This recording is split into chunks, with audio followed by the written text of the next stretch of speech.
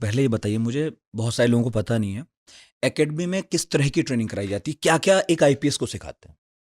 मैंने अपनी पुस्तक में चर्चा की है कि फिजिकल ट्रेनिंग पे बहुत ज़्यादा एम्फेसिस है। हुँ, तो देखिए, सुबह हम योगा करेंगे, फिर उसके बाद हम ऑब्स्टिकल ट्रेनिंग करेंगे, फिर हम परेड करेंगे, फिर रोप क्लाइंबिंग, और फिर उसमें हर रोज तो नहीं, but rock climbing, swimming, horse riding और जंगल सर्वाइवल नाइट्स।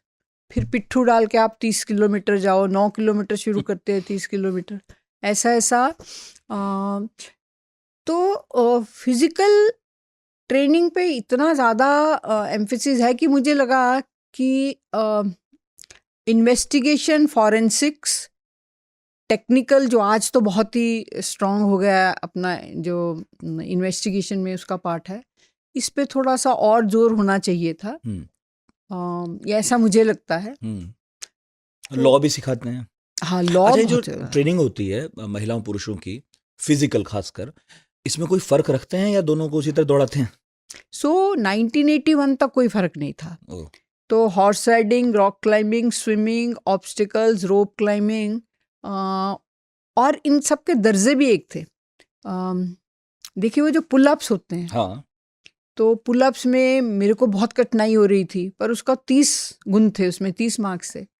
तो उस्ताद ने कहा, ये तो मेडिकली प्रूव्ड है, महिलाएं तो कर नहीं पाती हैं, तो फिर आह! आप हमें क्यों वो 30 में ज़ीरो दे रहे हो? हाँ, पर उसके बाद मेरे हिसाब से 90s में जब और महिला अधिकारी आई और वो पुलिस ट्रेनिंग एकेडमी में जब एज फैकल्टी गई, तो उन्होंने महिलाओं हुँ, की ट्रेनिंग में बदलाव किया, हुँ, और हमारे स्टैंडर्ड आज की डेट में कम है या डिफरेंट है हुँ, देन मेल हुँ। स्टैंडर्ड्स। हाँ, वो होना भी चाहिए था। निशानेबाज़ी बहुत अच्छी थी आपकी। नेचुरल।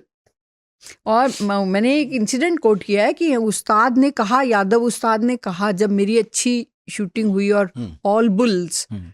तो एक जो मेरे बैचमेट थे, वो बहुत तिरस्कार की भावना से, क्या बोले, ये तो फ्लूक होगा, इसको बोलो दोबारा करे, दोबारा शूट फिर लगा करे। निशाना? हाँ। तो उस्ताद ने कहा, सर, हम कितने वर्षों से देख रहे हैं, महिलाओं के हाथ पुरुषों के हाथ से अधिक स्थिर है। हुँ। तो समहाउ गॉड गिवन गिफ्ट है ये तो।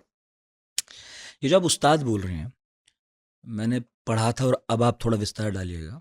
ये सब वो लोग होते हैं जो खुद आईपीएस नहीं होते हम्म। और छोटी रैंक्स के अधिकारी होंगे, है ना? कई जगह तो मैंने सुना हेड कांस्टेबल के स्तर के लोग भी ट्रेनिंग कराते हैं। ये रिश्ता थोड़ा-सा मुश्किल नहीं होता होगा कि एक आईपीएस अफ़सर बनने वाला है, भई सब सैल्यूट करेंगे उसे, और एक वो व्यक्ति उसे सिखाता है, जो उसे सैल्यूट करने ही वाला है कुछ दिन बाद। ये रिश्ता हम्म। कैसा है? ये है तो बहुत ही सेंसिटिव रिश्ता, पर ये मैं कहूँगी कि जब सिलेक्शन ऑफ उस्ताद होता है पुलिस ट्रेनिंग कॉलेजेस में, हुँ, तो वो बहुत ही माइन्यूटली देखा जाता है हुँ, हुँ, कि ये उस्ताद जो है, ये सीनियर ऑफिसर्स को कैसे हैंडल करेगा, क्योंकि फ्रॉम डे वन हम तो सीनियर ही हैं, हुँ, मिडिल लेवल हैं, हुँ, वो जूनियर हैं। हुँ, तो उनकी पर्सनैलिटी अच्छे से जज की जाती है, और हमें भी सेंसिटाइज किया जाता है। हुँ, और मैं ये कहना मांगूंगी, हमारे देश में अभी भी जो अध्यापक की, टीचर की, उस्ताद की जो रिस्पेक्ट है, जो आदर है, वो मुझे मेरे सब बैचमेट्स में दिखा। और मैं अब तो कितने ही स्कूल, ट्रेनिंग स्कूल्स, कॉलेजेस में जाती हूँ, पुलिस ट्रेनिंग स्कूल, कॉलेजेस में उस्ताद का आदर हुँ। आज भी कायम है। उस्ताद कह रहे हैं उसी से लग रहा है मुझे तो। हम्म। उस्ताद तो उस्ताद है। आपको उन्होंने बहुत सिखाया, बहुत दौड़ाया, आप वहाँ अकेली भी रहीं एकेडमी में, और ये मेरा आखिरी सवाल है एकेडमी से जुड़ा, इसके बाद आगे बढ़ूँगा। कभी लगा कि वापस चले जाते हैं, छोड़ो, नहीं, नहीं, करेंगे, मुझे कभी नहीं? एक बार भी ये नहीं लगा, और 36 वर्ष की सर्विस में भी कभी नहीं लगा कि वापस जाते हैं। मुझे बहुत ये हुँ, समाधान कारक करियर है, इसलिए हुँ, मैं महिलाओं को बहुत बोलती हूँ, लड़कियों हुँ, को, हुँ, अगर तुम 9 से 5 का करियर ढूंढ रहे हो कि 9 से 5 की जॉब, तब पुलिस में मत आओ। हुँ। पर एक ऐसा करियर है तब तो मीडिया ही मत आओ खैर। हुँ, तो ये एक ऐसा करियर है कि सेटिस्फेक्शन बहुत देता है, हुँ। अगर आपको, if you like challenges. But ये भी नहीं है, ये सिंघम भी नहीं है। अब तो हाँ, जैसी बना दी गई छवि। हाँ, तो वो भी नहीं है, इसमें बहुत डेस्क जॉब भी है। हाँ, देखिए, कोई भी अगर गुनाह इन्वेस्टिगेशन करना है तो आपको एफआईआर अच्छे से ड्राफ्ट करना चाहिए। सारा उस घटना के सारे जो पहलू हैं, वो पहला डॉक्यूमेंट है हाँ जिस पर कोर्ट का फैसला बहुत निर्भर करेगा। हाँ, उसके बाद पंचनामा आप जैसे करते हैं, आप जैसे विटनेसेस की स्टेटमेंट्स लेते हैं, तो ये डेस्क जॉब भी बहुत है। उसके अलावा चैलेंजेस इंटरेस्टिंग भी और पर चैलेंजिंग एक भी चैलेंज बहुत मुझे है। लगा कि ये तो बहुत ही खतरनाक है। मतलब मैं भी आपकी जगह होता तो सोचता यार ये क्या काम पकड़ लिया। सोफिस्टिकेटेड घरों से आते हैं लोग, है ना, लाशें भी नहीं देखी, कटा छिला जला कभी नहीं देखा, खून भी देखते हैं तो चक्कर आने लगता है। तो फिर मत आइए। हाँ, लेकिन अचानक से जब कोई जाता है, पहले तो लगता है ना ठीक है आईपीएस से देख लेंगे, तो खुद को कैसे तैयार करते हैं सब देखने के लिए। मुझे याद है हम एक बार गांव में थे, तो वो मेरे साथ पहली बार था, मैं छोटा था, पता चला नहर के किनारे हमारा गांव है, कोई लाश आई है। तो जब मैं पहुंचा तब तक ये स्थिति थी कि लाश रखी जा चुकी थी और उसका ये भी नहीं पता लग रहा था कि वो आदमी की लाश है या औरत की। और मैंने वहाँ 2 पुलिस वालों को पेन ऐसे खोल के एकदम और लाश को ऐसे वो देखा मैंने कि वो कैसे इन्वेस्टिगेट कर रहे हैं। मतलब मैं तो हिल गया कि यार इन्हें हम चालान काटते देखते हैं, लोगों को डराते धमकाते देखते हैं, लेकिन ये काम भी इन्हें अपने हाथ से करना है। आप जब शुरू में पहुंचे तो खुद को कैसे तैयार करते हैं ये सब देखने के लिए? पहले तो ट्रेनिंग में जो हमें पहली लाश दिखाई गई वो 100% burnt dead body of a woman थी। उस टाइम मैंने बहुत सेल्फ टॉक किया कि अब मैं इस डिपार्टमेंट में आ गई हूँ, थैंक यू, तो मुझे अब इसको फेस करना पड़ेगा। और नासिक में जो मैंने पहली डेड बॉडी देखी वो तो और भी भयानक थी। वो एक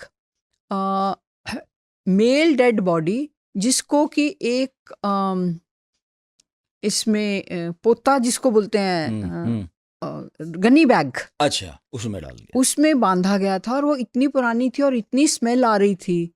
तो मैंने देखा कि हमारे ऑफिसर्स अपने उसमें ये रखते हैं पॉकेट्स में यूकलिप्टस का कि लगाओ।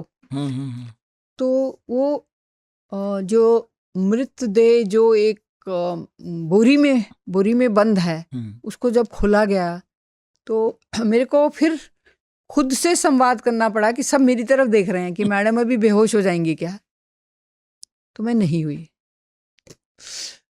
ये तो केवल वो हिस्सा है जिसमें लाश देखी, पर मैं कई बार ये भी सोचता हूँ कि जब पुलिस वाला सुबह उठकर ड्यूटी पर जाता होगा उसे कोई आइडिया नहीं होता होगा कि कितनी जघन्य हत्या आज देखने वाला है, किस तरह का रेप देखेगा। मतलब लूट वगैरह तक तो ठीक है, और कैसी कैसी लाशें उसे देखनी पड़ेंगी। ये मेंटली आपको कितना परेशान करता होगा जब घर लौटते होंगे। तो मतलब फिर उस तरह जेल हो पाते हैं, परिवार के साथ बात कर रहे हैं, खाना खा रहे हैं, टीवी देख रहे हैं, कट पाते हैं वो जो दिन भर में देखा उससे? तो एक्चुअली मैंने इस बारे में सोचा है, तो मुझे ऐसा लगता है कि अगर आज अपने देश का जो पुलिस है वो काम कर पा रहा है तो it is basically because of very strong family support.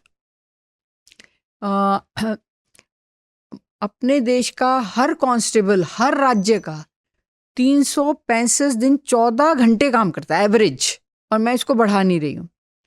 और फिर वो इस तरह के खून, रॉबरीज, घर फोड़ी, बलात्कार, स्कैंडल्स, पूरे सेक्स स्कैंडल्स देखता है। तो वो कैसे, कई बार मुझे लगता है कि हमें काउंसलिंग की ज़रूरत है।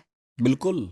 पर वो जो है ना, एक बहुत अच्छा पॉइंट क्या है कि पुलिस स्टेशन में जो वातावरण है ना, शायद आप एज ए नागरिक जब जाते हैं तो आपको किसी और तरह का दिखे। हाँ, तो हमारा पुलिस स्टेशन का टीम वर्क बहुत अच्छा है और फैमिली सपोर्ट अच्छी होने की वजह से आज कांस्टेबल या हमारा ऑफिसर 14 घंटे काम कर पा रहा है।